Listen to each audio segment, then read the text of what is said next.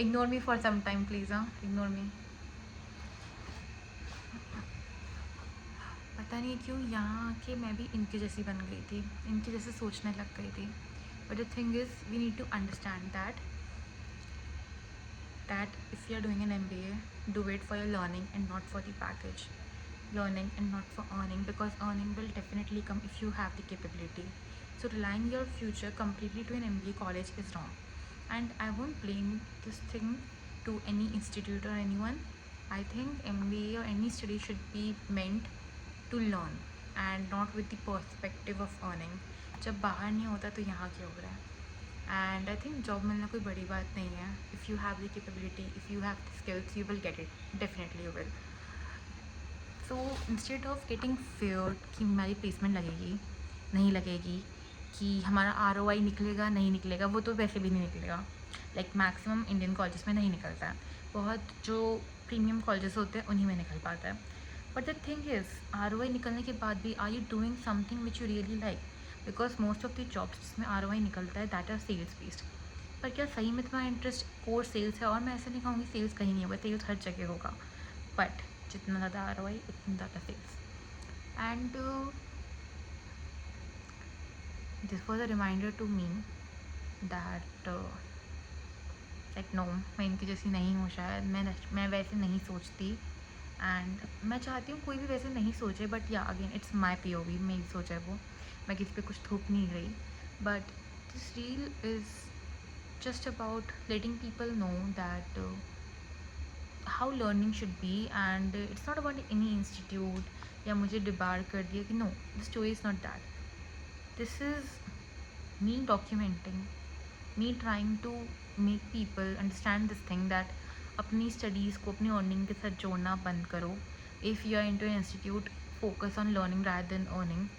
हाँ, फाइट करना चाहिए अपने लिए, मैंने भी किया, कर रही हूँ, कि तुम्हें उसमें बैठने का मौका मिले, तुम उस होल प्रोसीजर को एक्सपीरियंस करो.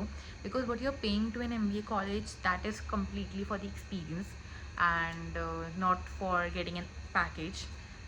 बिकॉज अगेन ऐसे पैकेज तो तुम्हें मिल जाएगा, बट द थिंग इज़ तुमने उस कॉलेज में कितना सीखा. एंड द वे आई से like what was I saying? He MBA is not only about book का experience.